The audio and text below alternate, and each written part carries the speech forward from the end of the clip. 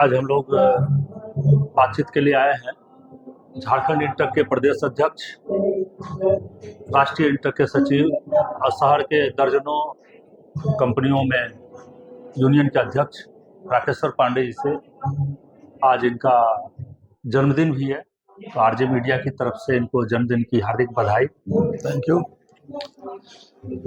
हम लोग जानना चाहेंगे नए साल में आपका क्या संकल्प है और अपने जन्मदिन पर अपने चाहने वालों के लिए, अपने मजदूर भाइयों के लिए क्या कहना चाहेंगे?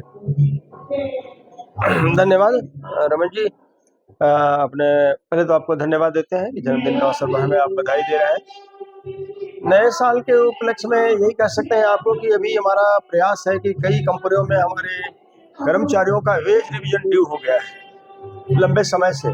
ग्रेड रिवीजन जिसको बोलते हैं, LTS, लॉन्ग टर्म सेटलमेंट।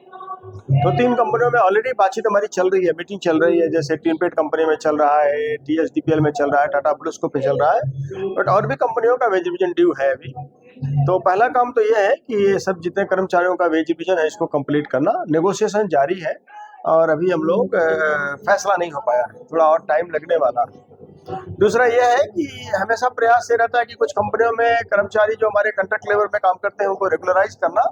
तो TSDPL में तो करीब हमको लगता है करीब 150-200 लोगों को कुछ 1 साल पहले सबको परमानेंट किए थे, लेकिन अभी और भी जगहों में प्रयास कर रहे हैं। कुछ अभी भी टाटा पावर में भी कुछ हमको लगता है कि 19-20 आदमी को परमानेंट किए हैं, तो उसमें कई कॉन्ट्रैक्टर लेबर्स भी हैं। तो प्रयास तो ये चल रहा है कि और भी कुछ नए रोजगार लोगों को मिले। यूनियन लीडर होने के नाते पहली प्राथमिकता तो यह रहती है कि जो लोग जॉब में हैं उनकी सिक्योरिटी हो, जॉब की सुरक्षित रहे। दूसरा ये सकता है कि उसको बेहतर क्या हम लोग भेज दिला सकें, बोनस दिला सकें और सुविधाएं उनको क्या क्या दिला सकें, हमारी प्राथमिकताओं में होता है।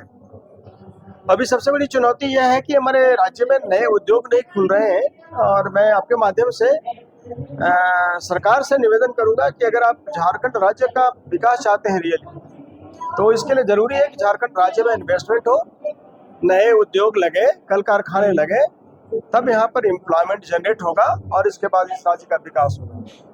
अन्यथा ये जो बेरोजगारी है और बढ़ते जाएगी दिनानुदिन, और जब आदमी बेरोजगार हो जाता है समाज में तो फिर भटकने लगता है। उसको गलत इस्तेमाल भी समाज के कुछ लोग करने लगते हैं और वो खुद भी भटक जाता है, इसलिए कि उसके पास रोजगार नहीं है, घर परिवार को देखभाल नहीं कर पा रहा है। तो पहले तो हम रिक्वेस्ट करेंगे अपनी सरकार से, मुख्यमंत्री हेमंत सरकार से, हमारे भी लोग कांग्रेस के भी मिनिस्टर उसमें हैं, कि पहले तो आप इस राज्य में बाहर के लोगों का, देश विदेश के लोगों का निवेश करने की कोशिश करें, उनको इनवाइट करें आप उनको, और विश्वास दिलाएं उन्हें कि इससे बढ़िया प्लेस कहीं नहीं है।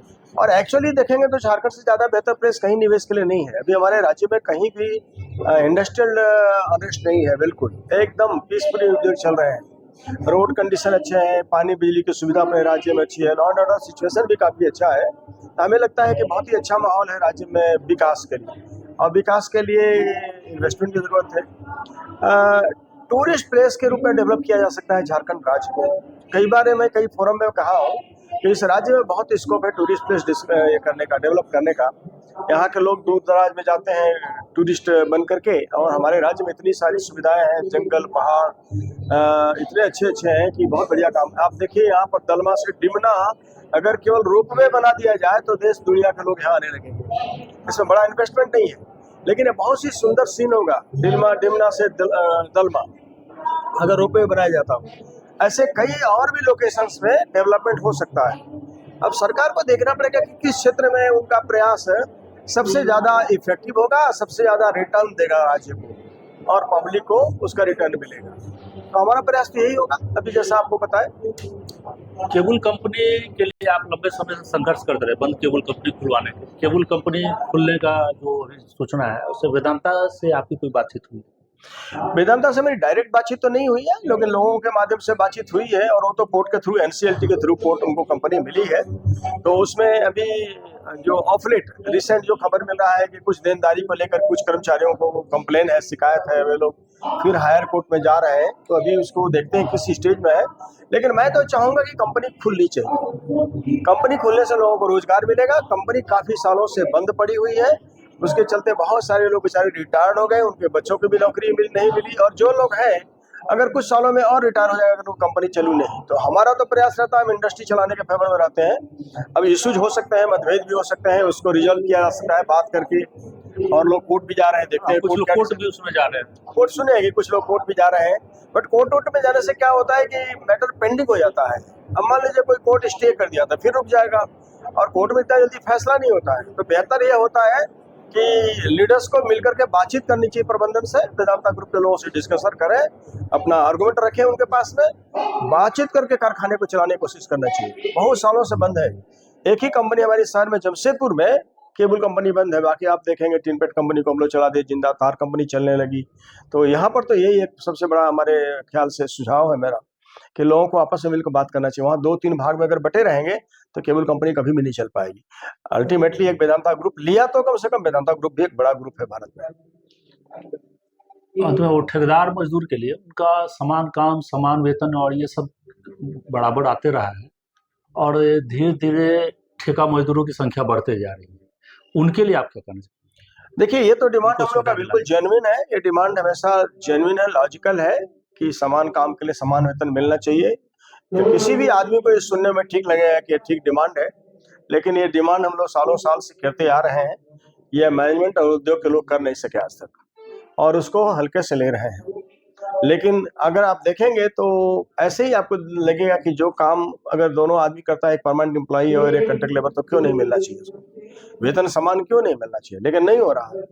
आप समान वेतन की बात तो छोड़ दीजिए, दुर्भाग्यपूर्ण बात है कि हमारे देश की सरकार कितना मजदूरों के बारे में सोचती है। इस बात से आपको पता लग जाएगा कि हमारे देश में करीब 45-44 लेबर लॉज आज़ादी के कुछ पहले और आज़ादी के बाद कुछ बने थे, जो कर्मचारियों को प्रोटेक्शन देता था, कर्मचारियों के अधिकार की रक्षा करता था।